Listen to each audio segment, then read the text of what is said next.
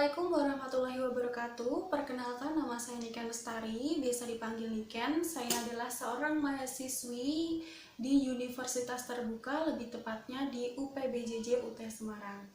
Nah, menurut saya UT ini memiliki banyak keunggulan gitu ya. Salah satunya yang perlu di-highlight adalah UT ini sangat cocok bagi mereka yang sibuk bekerja atau para pekerja tetapi tetap ingin belajar dan kuliah.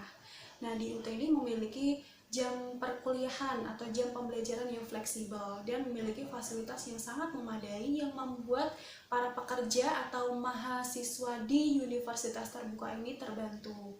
Nah, di Universitas Terbuka juga disediakan tutor-tutor yang sangat profesional, yang sangat bisa diajak untuk berdiskusi, untuk memecahkan masalah gitu.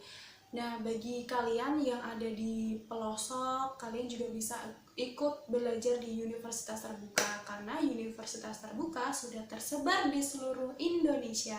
Jadi siapa saja dan kapan saja bisa kuliah di UT.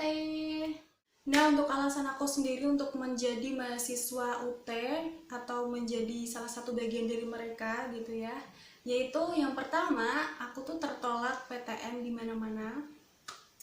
Terus aku mencari optional di mana ya universitas yang negeri tapi bisa menerima aku gitu. Nah, kebetulan salah satu guru aku itu merekomendasikan di Universitas Terbuka gitu. Jadi ada hikmahnya sih aku masuk di UT. Jadi sekarang pada intinya aku merasa bahwa UT ini memberikan kelonggaran atau keleluasaan bagi aku sendiri untuk mengejar karir tapi tetap belajar gitu. Jadi karirnya dapat, belajarnya juga dapat gitu.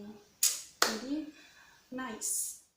Nah, alasan saya untuk membuat video ini yaitu untuk memenuhi tugas tutorial 2 pengantar akuntansi yang diberikan oleh Bapak dosen atau Bapak pembimbing, yaitu mengenai perusahaan dagang. Yuk, gak usah lama-lama, langsung kita simak video pembelajarannya. Udah siapin kertas gede seperti ini karena menurut aku kalau kertasnya kecil nggak kelihatan dan menjadi penghambat proses pembelajaran kita. Dan di sini udah aku tulis-tulisin gitu supaya menghemat waktu saja ya, biar nggak memakan durasi banyak. Nah, pembelajaran kali ini kita akan belajar siklus perusahaan dagang sekaligus perbedaan apa sih bedanya perusahaan jasa dan juga perusahaan dagang. Nah, langsung saja.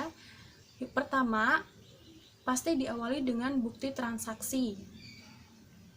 Bukti transaksi ini bisa berupa cek, nota kontan, faktur, kwitansi, nota debit atau kredit, struk pembayaran, memo, dan lain sebagainya. Lalu, data bukti transaksi tersebut akan dipindahkan ke jurnal. Nah, di penjurnalan inilah yang membedakan antara perusahaan dagang dan juga perusahaan jasa. Nah, kalau biasanya perusahaan jasa itu kan memerlukan hanya satu jurnal saja, jurnal umum. Tetapi kalau perusahaan dagang itu memerlukan 5-6 jurnal. Apa saja? Yaitu yang pertama, jurnal pengeluaran kas. Nah, di jurnal pengeluaran kas mencatat tentang seperti pembayaran utang, pembayaran peralatan, perlengkapan, price, pembelian atau pembayaran beban. Nah, di sini tuh secara tunai. Yang kedua, ada jurnal penerimaan kas. Nah, di jurnal penerimaan kas mencatat seperti penerimaan utang, penjualan aset, dan penjualan lainnya, tetapi secara tunai juga. Yang ketiga, yaitu jurnal pembelian. Nah, di jurnal pembelian mencatat semua transaksi pembelian yang bersifat kredit, contohnya bond. Yang keempat, ada jurnal penjualan. Dasar pencatatannya adalah sebuah faktor atau semua faktor penjualan yaitu secara tunai. Yaitu yang kelima, jurnal umum. Nah, di jurnal umum mencatat transaksi yang tidak bisa dicatat di jurnal lainnya. Contoh, jurnal koreksi, kesalahan pencatatan, pembatalan transaksi, dan lain sebagainya. Yang terakhir ada jurnal bank. Ini optional ya, kalau perusahaannya dagang bertransaksi langsung atau berhubungan langsung dengan bank, ya mereka ada bukti transaksi dari bank. Kalau mereka tidak berinteraksi atau tidak berhubungan dengan bank, berarti mereka tidak membutuhkan jurnal bank atau dia tidak memiliki bukti transaksi dari bank, seperti itu. Kemudian dari data transaksi tersebut akan dimasukkan ke jurnal dan akan dikelompokkan. Data bukti transaksi tersebut akan masuk ke jurnal yang mana gitu ya. Terus setelah penjurnalan diposting di buku besar. Nah, di sini juga terdapat perbedaan antara perusahaan dagang dan juga perusahaan jasa. Nah, kalau misalkan perusahaan jasa kan cuma butuh buku besar utama saja. Nah, kalau di perusahaan dagang dia membutuhkan dua buku besar, yaitu buku besar utama dan buku besar pembantu, di mana buku besar pembantu ini dipecah lagi menjadi dua, yaitu buku besar pembantu piutang dan buku besar pembantu utang. Nah, di sini kita tuh dipermudah untuk istilahnya tuh mengingatkan gitu, apakah kita punya utang dan orang lain memiliki piutang yang harus dibayarkan gitu.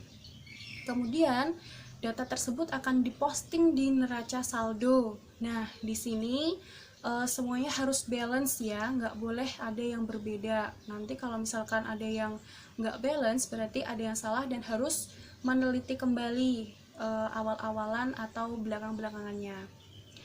Terus diposting lagi ke AJP. AJP itu adalah ayat jurnal penyesuaian. Kemudian lanjut ke neraca lajur atau biasa disebut dengan worksheet atau kertas kerja. Kemudian diposting lagi di financial statement atau laporan keuangan. Nah, di sini juga nanti akan terdapat perbedaan antara perusahaan dagang dan juga perusahaan jasa. Nah, financial statement ini memiliki 3 laporan keuangan, yaitu yang pertama laporan laba rugi atau HPP, harga pokok penjualan. Nah, HPP inilah yang membuat perbedaan antara perusahaan dagang dan juga perusahaan jasa. Terus kemudian nomor 2 ada laporan perubahan modal, yang ketiga ada laporan neraca. Kemudian data yang sudah dimasukkan di financial statement akan diposting di jurnal penutup, kemudian ke neraca saldo setelah penutupan, lalu jurnal pembalik. Nah, sudah selesai teman-teman. Jadi seperti itu saja, siklusnya sama seperti perusahaan jasa, cuman memang ada perbedaan sedikit, yaitu tadi ada di jurnal, buku besar, dan juga financial statement gitu. Jadi kesimpulannya yaitu siklus perusahaan jasa dan perusahaan dagang itu sama, cuman terdapat perbedaan sedikit di tahapan atau di prosesnya, yaitu yang pertama terletak pada jurnal, yang kedua terletak pada buku besar, dan yang ketiga ada di financial statement. Nah, ini kenapa ada HPP di sini? Karena perusahaan dagang itu kan memiliki persediaan, maka perusahaan memiliki HPP atau harga pokok penjualan, seperti itu.